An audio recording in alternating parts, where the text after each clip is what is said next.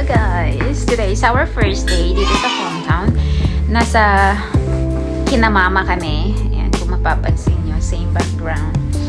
And yeah, I'm having my coffee this morning.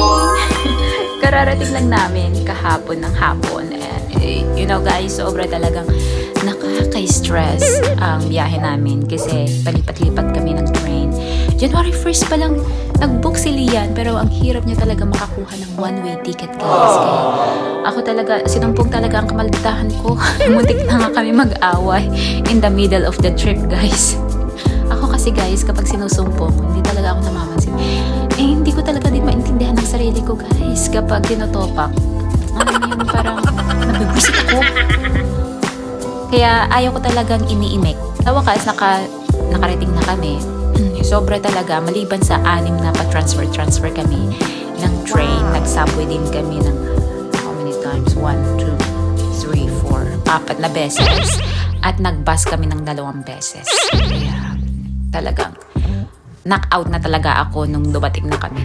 Pagod na pagod yung katawan ko. Pero naka-recharge naman na ako guys. And yeah, bale nag-stay kami doon sa sentro. Bahay ni Lian doon. Bale, nagpupunta-punta lang kami dito kina mama kasi syempre winter. And sobrang lamig dito. Buti na lang doon sa sentro may heater kasi kaya very comfy.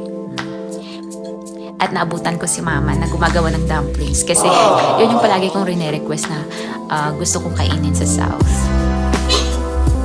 Dumplings! Wow! You guys will eat first hand? Okay. Yummy.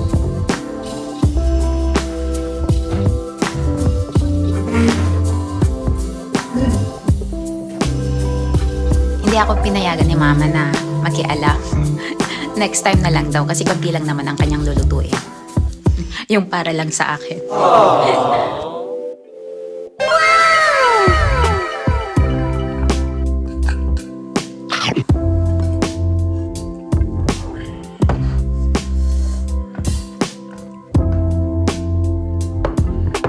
Tapos soy sauce, minced garlic, konting chili. Ayan, sobrang sarap. Daming hinanda si mama pero ito lang kakainin ko this morning. Nagmamadali nga sila Lian at Uncle Lee dahil pupunta nga sila sa puntod ng father-in-law ko. Bale, every year nilang ginagawa ito bago mag-Chinese New Year or after Chinese New Year. Bawal nga akong sumama dahil hindi niya nga ako nakilala bago siya nawala. Pati si mother-in-law ko ay hindi na din pwede dahil nag-asawa na din siya. At si Uncle Lee nga ang makakasama ni Lian dahil ipinapakita nila na tanggap ng mga anak niya itong pangalawang asawa ni mother-in-law ko. Bago nga kami nagpunta dito sa bahay nila mama, ay dumaan muna kami para bumili ng ganito. Maraming lang nagbebenta along the road, lalo na sa winter at summer vacation dahil maraming lang umuwi sa kanilang probinsya para bisitahin ang kanilang namayapang kamag-anak. Sinusunog nga nila ito sa mismong puntod na nagpapakita na naaalala at namimiss pa rin nila ang kanilang namayapang mahal sa buhay. We're going to the market! That's my pretty mom.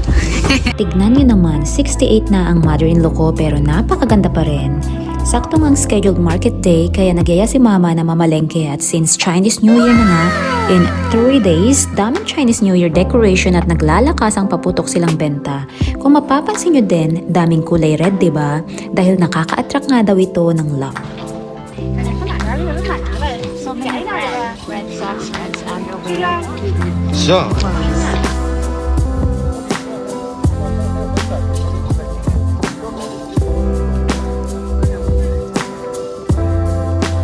Dito nga ay nagulat kami dahil biglang nilapitan kami ni Loie. Nandito din pala siya at nagkasama-sama nga kami sa pamimili.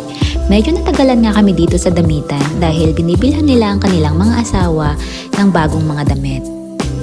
Alam niyo ba, kapag nakakapunta ako sa mga ganitong mga palengke, ay bumabalik ang aking alaala noong bata ako. Tuwing vacation kasi ay sumasama ako kay mama para magtinda ng mga kakanin at super proud ako na dahil sa pagsisikap ng mama namin sa pagtitinda-tinda ng mga kakanin sa palengke at kung saan-saan ay nandito kami sa kinaroroonan namin ngayon. Alam niyo ba, itong mga benta nilang karne ng baka, baboy at iba pa ay fresh na fresh dahil dito mismo sa palengke nila ito kinakatay. At dito nga bumibili si Loye ng kanyang stock para sa kanyang restaurant. At yan, ang nakikita niyo yan, ay balat ng kabayo. Bumili na si Mama nitong lagayan ng dumi ng baka kung sa atin ginagawa itong papaitan at pulutan.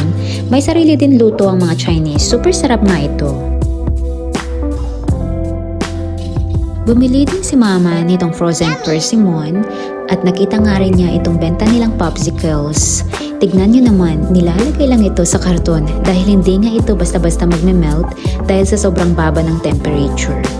Bumili din sila nitong dried leaves na ito at dami din silang bentang noodles na gawa sa iba't ibang roots like kamote, kamoteng kahoy, patatas at iba pa.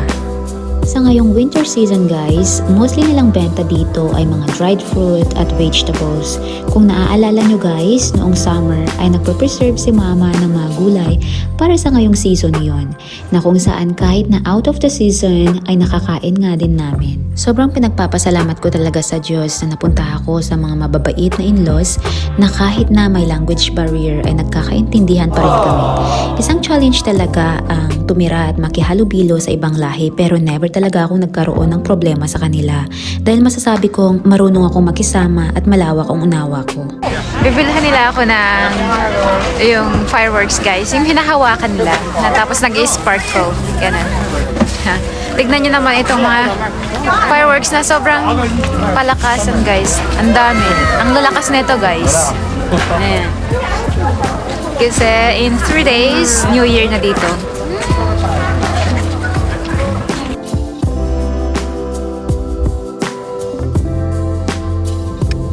Eto na guys, pauwi na kami.